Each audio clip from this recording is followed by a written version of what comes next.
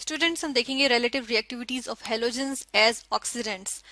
Relative reactivity देखेंगे halogens की as oxidants. Oxidants क्या होते हैं? ऑक्सीडेंट्स हमारे पास ऑक्सीडाइजिंग एजेंट्स को ही हम ऑक्सीडेंट्स भी कहते हैं। ठीक है, हम यहाँ पर ओ एक्स ऑक्सीडेंट्स ऑक्सीडाइजिंग के लिए लिख सकते हैं और एजेंट, ठीक है, ऑक्सीडाइजिंग एजेंट्स को कहते हैं। अब ऑक्सीडाइजिंग एजेंट्स क्या होते हैं? जिस तरह से नाम से लग रहा है कि ऐसे एजेंट्स या ऐसी सब्सटेंसेस जो कि क्या करें कि ऑक्सीडाइज करें। ठीक है, यानी कि ये ऑक्सीडाइज करते हैं दूसरों को, ऑक्सीडाइज अदर्स। ठीक है, यहाँ पर हम लिखेंगे ऑक्सीडाइज अदर्स, और खुद क्या हो जाते हैं? खुद रिड्यूस हो जाते हैं। ठीक है, यानी कि दूसरों के इलेक्ट्रॉन्स छीन के अपने अंदर इंक्लूड कर लेते हैं, तो खुद तो रिड्यूस हो जाएंगे क्योंकि इलेक्ट्रॉन्स अपने अंदर इंक्लूड कर लिए उन्होंने, यानी कि गेन कर लिए हैं, और दूसरे के छीने हैं यानी कि दूसरे के ले लिए हैं, उसको लूज करने में मजबूर किया है, तो उसको ऑक्सीडाइज किया इन्होंने। ठीक है ना। और हेलोजेंस, यहाँ पर अगर हम हेलोजेंस को भी साथ ही देख लें कि ये हमारे पास आ जाते हैं fluorine, then chlorine, then bromine and iodine. ठीक है, एसिटीन भी होता है, लेकिन एसिटीन को हम यहाँ पर मेंशन नहीं करते, और ना ही इसको हम डिस्कस करेंगे। किस वजह से? क्योंकि हम देखते हैं कि एसिटीन जो है वो हमारे पास रेडियो एक्टिव आ जाता है, रेडिएशंस एमिट करता है, और वो जो रेडिएशन एमिट करने के बाद वो किसी और एलिमेंट में कन्वर्ट हो जाता है, तो वो स्टेबल ही नहीं है, तो इस वजह से हम उसको डिस्कस ही नहीं करेंगे। यहाँ पे हमारे पास स्टेबल हेलोजेंस आ गए। अब हेलोजेंस यहाँ पर ये एग्जिस्ट किस तरह से कर रहे होते हैं? ये डायटोमिक फॉर्म में कर रहे होते हैं, यानी कि फ्लोरीन का डायटोमिक मॉलिक्यूल, क्लोरीन का डायटोमिक मॉलिक्यूल, ब्रोमीन का भी इसी तरीके से, और आयोडीन का भी इसी तरीके से। ठीक है, फिर हमें पता है कि फ्लोरीन जो है वो गैशियस स्टेट में एग्जिस्ट करता है, क्लोरीन भी गैशियस स्टेट में एग्जिस्ट करता है रूम टेम्परेचर पे, ब्रोमीन जो है वो लिक्विड स्टेट में एग्जिस्ट करता है रूम टेम्परेचर पे, और आयोडीन जो है वो सॉलिड स्टेट में एग्जिस्ट कर रहा होता है। अब relative reactivities as oxidising agents देखेंगे, तो हम देखेंगे इनमें से कौन सा पावरफुल ऑक्सीडाइजिंग एजेंट है, किसकी ऑक्सीडाइजिंग पावर जो है वो ज्यादा है। हम यहाँ पर इस तरह से स्टडी करेंगे। अगर हम यहाँ पर देखें तो हमारे पास इनकी जो फ्री स्टेट होती है, यानी कि ये जो हमारे पास इनकी फॉर्म है मॉलिक्यूलर डायटोमिक मॉलिक्यूलर फॉर्म है, इसको हम देखते हैं कि ये हमारे पास क्या होती है, इस स्टेट में ये क्या करते हैं? एज ऑक्सीडेंट्स ये एक्ट कर रहे होते हैं। ठीक है, ये ऑक्सीडाइजिंग एजेंट्स के तौर पे एक्ट कर रहे होते हैं। इनकी ऑक्सीडाइजिंग पावर देखेंगे कि किस तरह से दूसरों को ऑक्सीडाइज कर देते हैं और खुद रिड्यूस हो जाते हैं। ठीक है, जिस तरह से इसकी मिसाल हम इस तरह लेंगे कि अगर हम हेलोजेंस को ओवरऑल किससे रिप्रेजेंट कर लें, यहाँ पे हम X2 से चलने रिप्रेजेंट कर लेते हैं, और इसका किसी एक्टिव मेटल के साथ रिएक्शन देखें, लाइक फॉर एग्जाम्पल हमारे पास सोडियम है, तो सोडियम मेटल के साथ इनमें से कोई सी भी हेलोजन है जब रिएक्ट करेगी तो क्या करेगी कि हम देखते हैं कि हमारे पास जो सोडियम है इसका ऐसे कंपाउंड बन जाता है, इस सोडियम और हेलोजन का ऐसे सोडियम हेलाइड बन जाएगा। इस सोडियम हेलाइड में एक आयनिक कंपाउंड है, और देखिए सोडियम के ऊपर पॉजिटिव चार्ज होगा और हेलाइड पे नेगेटिव साइन होगा। ठीक है, इस तरह से होगा। तो यहाँ पर अगर हम चाहें तो इस जनरल इक्वेशन को हम बैलेंस भी कर लेते हैं, ये बैलेंस्ड इक्वेशन आ गई। अब देखिए सोडियम पे पॉजिटिव साइन मतलब जीरो साइन से किसमें गया? पॉजिटिव साइन में, यानी कि इसने क्या किया? अपना इलेक्ट्रॉन लूज कर दिया है। इलेक्ट्रॉन लूज किसके लिए किया है? हेलोजन के लिए, और हेलोजन ने इलेक्ट्रॉन गेन करके हेलाइड आयन बनाया, यानी कि हेलोजन ने क्या किया कि सोडियम को, ये जो हेलोजन का मॉलिक्यूल था, इसने सोडियम को ऑक्सीडाइज कर दिया, खुद क्या हो गया? रिड्यूस हो गया। ठीक है, तो ये हमारे पास इसकी हम कहते हैं कि इस तरह से रिएक्शंस आ जाते हैं। अब यहाँ पर एक और चीज देखेंगे हम, वो ये है कि ऑर्डर अगर देखें कि हमने कहा ना किसकी ऑक्सीडाइजिंग पावर ज्यादा है, रिलेटिव रिएक्टिविटीज देखनी है ना हमने, रिलेटिव। तो रिलेटिव का मतलब ये है कि इनकी आपस में इनको कंपेयर करना है। अब आपस में कंपेयर कर लेते हैं। इसको कंपेयर करने के लिए हम देखते हैं कि हमारे पास क्या होता है कि कुछ फैक्टर्स होते हैं जिन पे डिपेंड करते हैं ऑक्सीडाइजिंग पावर। ठीक है, तो यहाँ पर हम देखेंगे फैक्टर्स, ठीक है, जो ऑक्सीडाइजिंग पावर को अफेक्ट करेंगे। ये फैक्टर्स हम देख लेते हैं। For example, first of all हमने जब पिक्यूलियर बिहेवियर ऑफ फ्लोरीन देखा था, तो हमने देखा था कि लो डिसोसिएशन एनर्जी होती है फ्लोरीन की। तो यहाँ पर एक चीज हम देखेंगे कि डिसोसिएशन एनर्जी जो है वो मैटर करती है। ठीक है, तो डिसोसिएशन एनर्जी, ई लिखेंगे एनर्जी के लिए, और यहाँ पर हम लिख देंगे ऑफ हेलोजन मॉलिक्यूल। ठीक है, इस तरह से, यानी कि एक हेलोजन मॉलिक्यूल का हेलोजन के मॉलिक्यूल से ब्रेक डाउन होके, यानी वो एनर्जी रिक्वायर्ड होती है हेलोजन के मॉलिक्यूल को तोड़ने के लिए इसके रिस्पेक्टिव एटम्स में।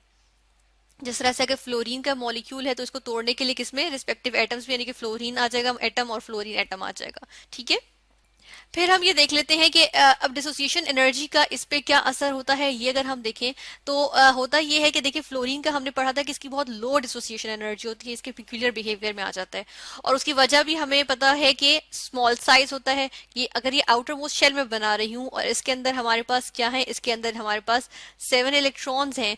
इसी तरह इसने करीब एक और मॉलिक्यूल सॉरी एटम मौजूद है और इसका आउटर मोस्ट शेल है, और इसके अंदर भी क्या है, इसके अंदर भी 7 इलेक्ट्रॉन्स हैं। तो देखिए अब दोनों के न्यूक्लियस जो है या न्यूक्लियाई कहेंगे हम, प्लूरल इसका न्यूक्लियाई आ जाएगा। तो ये क्या है, बहुत करीब करीब है, ये एक दूसरे को रिपेल करेंगे। ये 7 इलेक्ट्रॉन्स भी एक दूसरे के बहुत करीब आ गए हैं, तो ये एक दूसरे को रिपेल करेंगे। इस वजह से हम देखते हैं कि लोड एनर्जी चाहिए होगी, कम एनर्जी चाहिए होगी कि इसको डिसोसिएट करते हैं इसके रिस्पेक्टिव एटम्स में। अब डिसोसिएशन एनर्जी जब लो होगी हमारे पास, तो हम देखते हैं कि क्या होता है कि एटम्स में जो आएंगे, जो एटम्स होंगे ना, ये आगे से क्या करेंगे, इनकी ऑक्सीडेशन पावर जो है वो स्ट्रांग होगी, क्योंकि इनको फौरन से इलेक्ट्रॉन चाहिए स्टेबल होने के लिए, ताकि ये फ्लोराइड आयन बना के अपना ऑक्टेट कंप्लीट करें। इसके लिए हम देखते हैं कि फ्लोरीन क्या हुआ, फ्लोरीन बहुत स्ट्रॉन्ग ऑक्सीडाइजिंग एजेंट हुआ। ठीक है, ये हमारे पास एक स्ट्रॉन्ग ऑक्सीडाइजिंग एजेंट हुआ। तो हम यहाँ पर कह सकते हैं कि अगर हम डिसोसिएशन एनर्जी के लिहाज से देखें तो फ्लोरीन जो है वो सबसे स्ट्रॉन्ग ऑक्सीडाइजिंग एजेंट है। देन हमारे पास क्लोरीन आएगा, क्योंकि साइज जो है वो इंक्रीज करते चला जाएगा, डाउन द सीरीज जाएंगे। ठीक है, और इस तरह से फिर फाइनली हमारे पास सबसे कम इनमें से होती है आयोडीन की। ठीक है, तो ये हमारे पास क्या आ गया, ये फैक्टर नंबर 1 आ गया। फैक्टर नंबर 2 को डिस्कस करेंगे। यहाँ पे हम देख लेते हैं फैक्टर नंबर 2 क्या है। ये हमारे पास आ जाएगा इलेक्ट्रॉन एफिनिटी। ठीक है, यानी कि इलेक्ट्रॉन को अपने अंदर अपने एटम में शामिल कर लेने की एफिनिटी, यानी कि एबिलिटी, यानी कि कितनी ज्यादा सलाहियत है। ठीक है, कितनी ज्यादा एफिनिटी है इलेक्ट्रॉन के लिए, यानी कितनी ज्यादा हम कहते हैं एफिनिटी, मतलब कि उसको अपने अंदर शामिल करने के लिए कितनी अट्रैक्शन उसके लिए, एफिनिटी अट्रैक्शन से आ जाएगा। ठीक है, तो हम देखते हैं कि इलेक्ट्रॉन एफिनिटी कितनी होती है, किसकी ज्यादा है। हम देखते हैं कि डाउन द सीरीज जाते हैं तो हमारे पास इलेक्ट्रॉन एफिनिटी डिक्रीज करती है। यानी फ्लोरीन की सबसे ज्यादा ये प्रॉपर्टी होती है कि वो अपने अंदर इलेक्ट्रॉन को ऐड कर सकता है, क्योंकि देखिए ना, न्यूक्लियस के करीब ही है बिल्कुल जो आउटर मोस्ट शेल है। जिस तरह से हमने यहाँ पर 2 एटम्स बनाए थे, तो इनमें से किसी एक एटम को देखिए, ये आउटर मोस्ट शेल है और इसके अंदर क्या है, 7 इलेक्ट्रॉन्स हैं। तो देखिए ये 7, क्योंकि न्यूक्लियस जो है वो इनको बहुत टाइट बाउंड किए हुए है। ठीक है, बहुत टाइटली होल्ड किए हुए, तो विसिनिटी में यानी करीब ही अगर कोई इलेक्ट्रॉन होगा तो इसको फौरन से ये न्यूक्लियस उसको भी खींच सकता है। ठीक है, तो हम देखते हैं कि हमारे पास इलेक्ट्रॉन एफिनिटी फ्लोरीन की सबसे ज्यादा है। तो हम देखते हैं कि इलेक्ट्रॉन एफिनिटी क्योंकि फ्लोरीन की सबसे ज्यादा है, इसलिए अगर इस फैक्टर पे देखें तब भी हमारे पास फ्लोरीन की सबसे ज्यादा ऑक्सीडाइजिंग पावर आ जाती है, देन क्लोरीन की आ जाती है, देन हमारे पास ब्रोमीन की आ जाती है, और सबसे कम जो है वो किसकी है, आयोडीन के मॉलिक्यूल की आ जाएगी। ठीक है, अब हम आ जाएंगे अपने फैक्टर नंबर 3 पे। फैक्टर नंबर 3 क्या कहता है, फैक्टर नंबर 3 हमारे पास आ जाता है, हम कहते हैं हाइड्रेशन एनर्जी पे डिपेंड करता है। ठीक है, यहां पर हम देखेंगे हाइड्रेशन एनर्जी, और इस पे किस तरह से डिपेंड करता है, आयंस की हाइड्रेशन एनर्जी पे। हम देखते हैं कि हमारे पास क्या होता है कि हाइड्रेशन एनर्जी जो होती है वो हम कहते हैं कि वो डायरेक्टली प्रोपोर्शनल है किसके, चार्ज टू साइज रेशो के। ठीक है, चार्ज टू साइज रेशो के। अब देखिए चार्ज तो सबका सेम है। ठीक है, फ्लोराइड आइन, क्लोराइड आइन, ब्रोमाइड आइन, आयोडाइड आइन, सब पे -1 साइन है। ठीक है, चार्ज एक ही है, साइज चेंज है ना, यानी डाउन द ग्रुप जा रहे हैं हम, तो क्या हो रहा है, साइज इंक्रीज कर रहे हैं। अगर साइज इंक्रीज करेगा तो हाइड्रेशन एनर्जी डिक्रीज करेगी। ठीक है, और हाइड्रेशन एनर्जी डिक्रीज करे तो ऑक्सीडेशन पावर यानी कि ऑक्सीडाइजिंग पावर जो होती है वो क्या करती है, वो डिक्रीज करती है। तो हम यहाँ देखते हैं कि ऑक्सीडाइजिंग पावर जो है वो डिपेंड करती है किस पे, वो डिपेंड करती है कि हाइड्रेशन एनर्जी कितनी है। ठीक है, अगर हाइड्रेशन एनर्जी ज्यादा है तो ऑक्सीडाइजिंग पावर ज्यादा होगी, जिस तरह फ्लोरीन की सबसे ज्यादा, क्योंकि साइज इसका छोटा होता है फ्लोराइड आइन का। ठीक है, इस तरह से हमने ये वाला फैक्टर भी देख लिया।